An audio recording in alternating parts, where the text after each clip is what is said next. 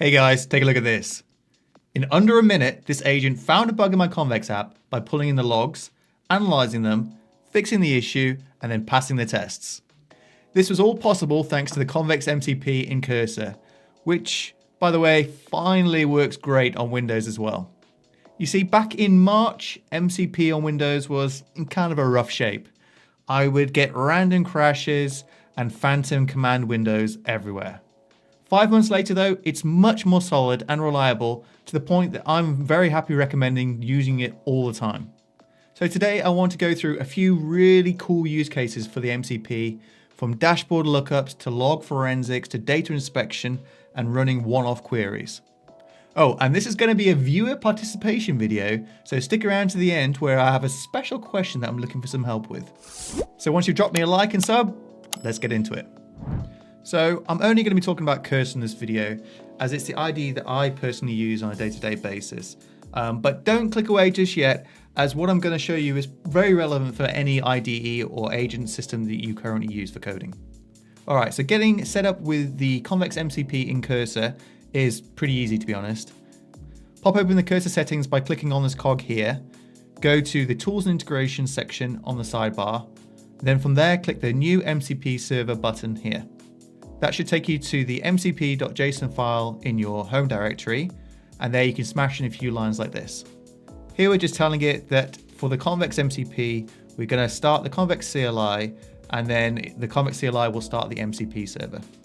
Ooh, Mike from the future here. I just discovered this really cool tool from Cursor themselves that lets you create a button that will deep link into Cursor to install an MCP server for you.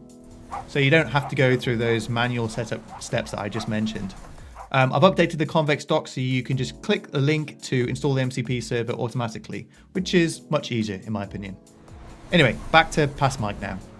Okay, so once we have the MCP server installed, we should see it show up on the list here with a little green icon next to it. It might take a minute or so for it to go green. It might be orange to begin with, just while it downloads the Convex CLI from npm. But once it does turn green, we can click on it to expand it to see all of the installed tools. Instead of going through all of them here, that might be a bit boring. I think what I'm going to do is just go through a couple of really cool use cases that you might want to use these for. Okay, so the first prompt, let's try asking it, what is the dashboard URL for this project? So we can see what's going to happen is the AI is going to think about it for a second, and then it's going to call the status tool to grab some details about the deployments. And by the way, I'm using GPT-5 for all these examples, as it is currently in my go-to model, but no doubt that'll change next week when something new and shinier comes out. And now finally we get the URL to the dashboard back.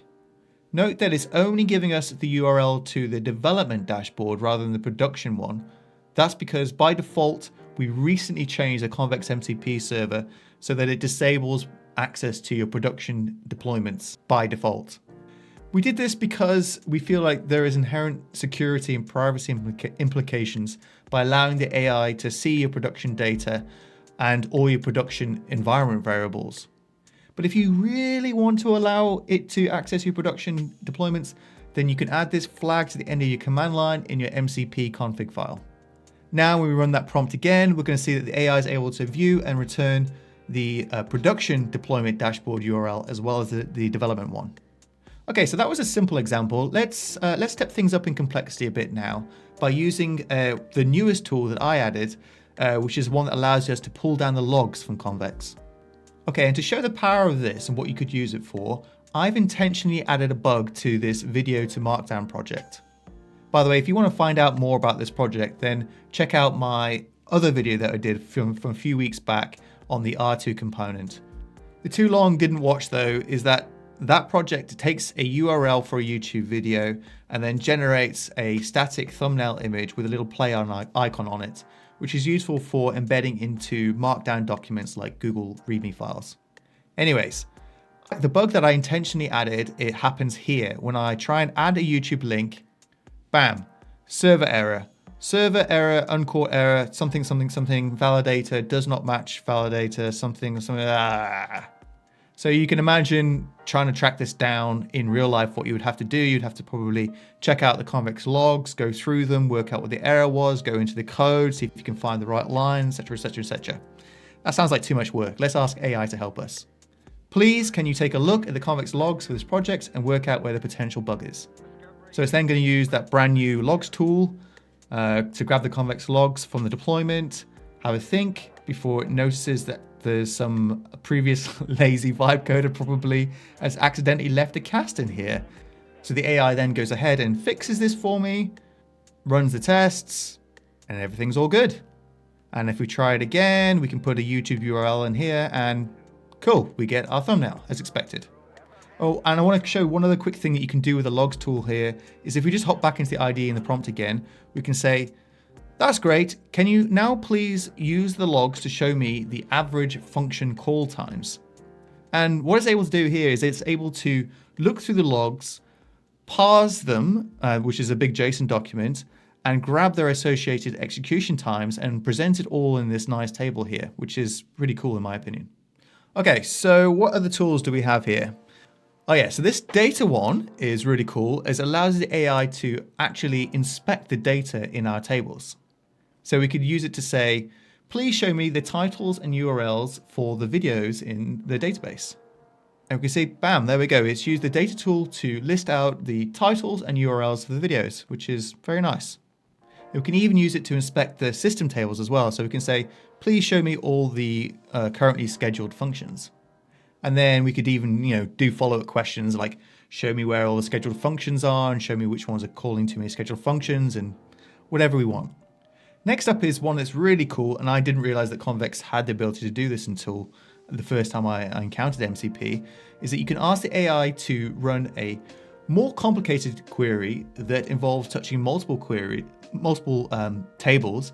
Then you might want to use the run one-off query tool.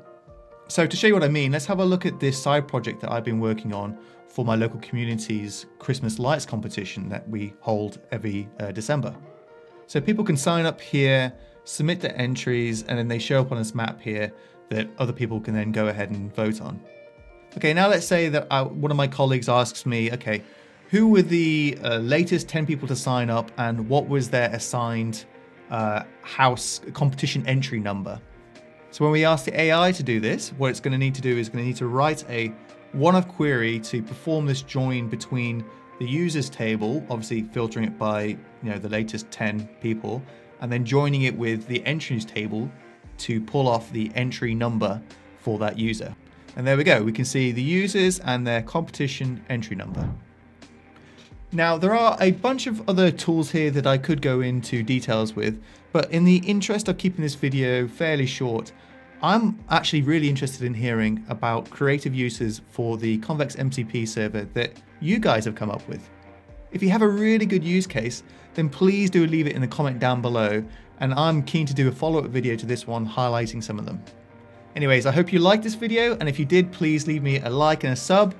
And if you liked it, then maybe you want to check out the first video I did on MCP about 5 months ago, where I went through a few other use cases and some of the other tools as well. Anyways, thanks for watching. Until next time, cheerio.